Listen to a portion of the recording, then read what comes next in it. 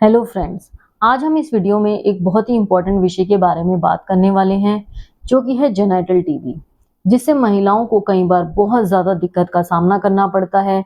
उनके महीने में दिक्कत आ जाती है, उनको बच्चा होने में परेशानी होती है। तो आज हम इस वीडियो में इस टॉपिक के बारे में एक डिटेल में बात करेंगे।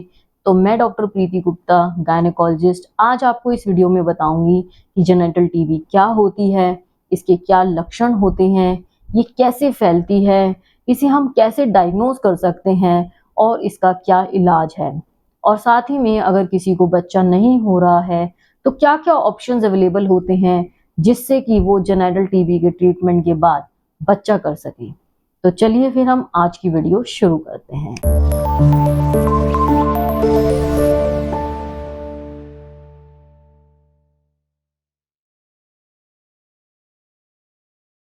जो सबसे आम टीबी पाई जाती है वो होती है फेफड़े की टीबी।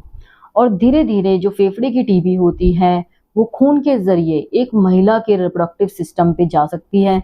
और जो सबसे ज्यादा जो महिला के रिप्रोडक्टिव सिस्टम में जिस पे सबसे ज्यादा टीबी होने का खतरा होता है 90% केसेस में, वो होता है फेलोपियन ट्यूब पे। और जो टीबी का बैक्टीरिया होता है वो सबसे पहले फेलोपियन ट्यूब के म्यूकोसा को डैमेज करता है, जो कि उसकी जो फेलोपियन ट्यूब होती है उसकी जो अंदर की लेयर होती है उस पे वो अटैक करता है, जिसकी वजह से कई बार वहां पे ब्लॉक हो सकता है, यानी ट्यूब्स ब्लॉक हो सकती हैं, या उसके अंदर जो है सूजन आ सकती है, पानी भर सकता है। और कई बार जब पानी बहुत टाइम तक पड़ा रहता है तो उसके अंदर पस भी भर सकती है, जिसकी वजह से महिलाओं को कई बार प्रेगनेंसी होने में बहुत ज़्यादा दिक्कत आती है। और हो सकता है कि ये केवल पहले एक ट्यूब को इन्फेक्ट करे और फिर ये धीरे धीरे जो है वो दोनों ट्यूब्स को भी इन्फेक्ट कर सकता है। फिर धीरे धीरे जो है फेलोपियन ट्यूब्स के थ्रू ये जो टीबी होती है ये बच्चेदानी तक भी जा सकती है। तो शुरू शुरू में जब बच्चेदानी पर बैक्टीरिया जाते हैं तो धीरे धीरे जो एंडोमेट्रियम होती है, बच्चेदानी की जो अंदर की लेयर होती है जिसे हम एंडोमेट्रियम कहते हैं, वो उसको डैमेज करना शुरू कर देते हैं। जब शुरू शुरू में डैमेज हो रहा होता है तो उस टाइम महिला को ब्लीडिंग ज़्यादा जा सकती है या इर्रेगुलर ब्लीडिंग हो सकती है। लेकिन जब डैमेज बहुत ज़्यादा हो जाता है तो जो अंदर की लेयर होती है वो आपस में चिपक जाती है और जो महीना है महिला का वो बहुत कम आने लगता है। और एक टाइम तो ऐसा होता है कि वो महीना बिल्कुल ख़त्म ही हो जाता है। तीसरा जो है ये टीबी का जो बैक्टीरिया है जो अंडाशय होता है उस पे भी ये जा सकता है और अंडाशय को भी ये डैमेज कर सकता है, जिसकी वजह से जो ट्यूब्स और ओवरी होती है वहां पे एक गांठ बन जाती है जिसे हम बोलते हैं ट्यूबो ओवेरियन मास। तो धीरे धीरे जो ये टीबी होती है ये पूरे रिप्रोडक्टिव सिस्टम को इन्फेक्ट करने लगती है। फिर ये धीरे धीरे बच्चेदानी के मुंह पर जाने लगती है जिसे हम सर्विक्स बोलते हैं। और बहुत ही कम केसेस में देखा गया है कि जो टीबी के केसेस होते हैं जो नीचे का रास्ता होता है जिसे हम वेजाइना बोलते हैं, वहां हम जानते हैं कि जेनिटल टीबी के लक्षण क्या होते हैं। दुर्भाग्यवश इसके कोई लक्षण नहीं मिल पाते हैं, जिसकी वजह से इसका जो डायग्नोसिस है वो काफ़ी लेट हो जाता है, या जब तक पेशेंट की बीमारी काफ़ी हद तक बढ़ चुकी होती है, बहुत सीवियर हो चुकी होती है, तब जाके इस बीमारी का पता चलता है।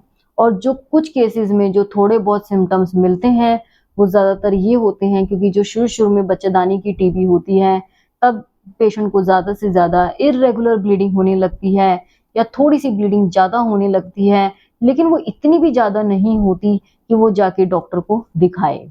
और दूसरा जो होता है जब कई बार बच्चेदानी वो काफ़ी ज़्यादा डैमेज कर चुका होता है, जब बच्चेदानी में बहुत ज़्यादा जाले बन जाते हैं तो उसकी वजह से महिला को महीना कम आता है। और एक टाइम पे जब वो इतना ज़्यादा हो जाता है तो वो बिल्कुल ही महीना आना बंद हो जाता है। तब वो महिलाएं जो हैं वो दिखाने आती हैं कि हमें महीना नहीं आ रहा, तो इसका क्या कारण है। और तब वो जब डायग्नोसिस बनता है तब पता चलता है कि बहुत ज़्यादा टीबी काफ़ी हद तक सीवियर हो चुकी है, जिसकी वजह से बच्चेदानी पूरी तरीके से डैमेज हो चुकी है। तो उन केसेस में फिर टीबी का इलाज करना काफ़ी हद मुश्किल हो चुका होता है। दूसरा, जैसे कई बार पेट में सूजन होने के कारण, फेलोपियन ट्यूब में पानी भरने के कारण कई बार पेशेंट्स को पेन होने लगता है, लेकिन वो भी इतना ज़्यादा नहीं होता जिसकी वजह से जो महिला है वो डॉक्टर को जाके दिखाए। तीसरा जो ज़्यादातर महिलाएं जिस चीज़ को लेकर आती हैं वो होती है इनफर्टिलिटी। ज़्यादातर महिलाएं यही कारण से आती हैं कि वो बच्चा करने की कोशिश कर रही हैं मगर उनको बच्चा कंसीव नहीं हो रहा, तो जब टेस्ट होते हैं तब उनको पता चलता है कि उनको जो है जेनिटल टीबी है। या फिर कुछ महिलाओं में कॉन्स्टिट्यूशनल सिम्टम्स होते हैं, जैसे कि उनको शाम के समय हल्का हल्का बुखार आने लगता है, उनको भूख नहीं लगती या उनका वजन कम होने लगता है, जिससे भी हमें ये पता चलता है कि कहीं महिला में कहीं टीबी तो नहीं है। तो लेकिन इस बीमारी के साथ यही सबसे ज़्यादा दिक्कत है कि इसके जो सिम्टम्स हैं वो बहुत कम होते हैं, जिसकी वजह से कई बार डॉक्टर्स ना तो डायग्नोसिस बना पाते हैं और जो महिला का डायग्नोसिस है वो भी लेट हो जाता है। वो केवल इसी कारण होता है और इसका एक कारण ये भी है कि जो टीबी होती है वो एक पॉलीबैसिलरी डिजीज़ होती है।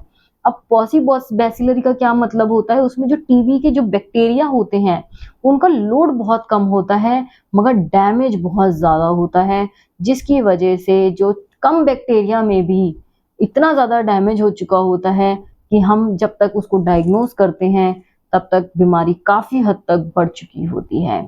तो मेरी आपको यही सलाह है कि अगर आपको कभी भी ऐसा लग रहा है कि आपको किसी महीने बहुत ज़्यादा ब्लीडिंग हो रही है, थोड़ी सी ज़्यादा ब्लीडिंग हो रही है या फिर महीना आना कम हो गया है या महीना चढ़ के आ रहा है या फिर महीना बिल्कुल आ ही नहीं रहा है, तो आपको एक बार डॉक्टर को ज़रूर कंसल्ट करना चाहिए। या फिर अगर आपको पेट में दर्द रह रहा है क्योंकि हल्का-हल्का है, आपने पेन किलर्स खा लिए हैं तब भी ठीक नहीं हो रहा है, तो भी आपको डॉक्टर को ज़रूर दिखाना चाहिए, क्योंकि हो सकता है कि वो कहीं जेनिटल टीबी का फर्स्ट साइन ना हो, फर्स्ट सिम्पटम ना हो, जो हम मिस कर रहे हैं और हमारी बीमारी जो है लेट डायग्नोज हो रही है। तो मेरी आपको यही सलाह है कि जब भी आपको ऐसा कुछ लगता है या फिर अगर आपको बच्चा नहीं हो रहा है, तो आप ज़्यादा वेट ना करो, आप डॉक्टर को दिखाओ, आप गायनेकोलॉजिस्ट से बात करो कि आपको ये दिक्कत क्यों आ रही है। तो हमने इस वीडियो में जाना कि जो टीबी है वो एक बहुत ही आम बीमारी है। दूसरा, जेनिटल टीबी जो है फीमेल्स को बहुत ज़्यादा परेशान और दिक्कत का सामना करना पड़ रहा है फीमेल्स को। तीसरा, ये पॉलीबैसिलरी डिजीज़ होने की वजह से बहुत जल्दी जो है वो पकड़ में नहीं आ पाती है। और चौथा, जितनी जल्दी से जल्दी हो सके अगर आपको कोई भी सिम्पटम है, जैसे कि अगर आपको इर्रेगुलर ब्लीडिंग है या आपको बच्चा नहीं ठहर रहा है या आपको पेन होता है नीचे के हिस्से में जो किसी दवाइयों से ठीक नहीं हो रहा है, तो आपको गायनेकोलॉजिस्ट से ज़रूर मिलना चाहिए।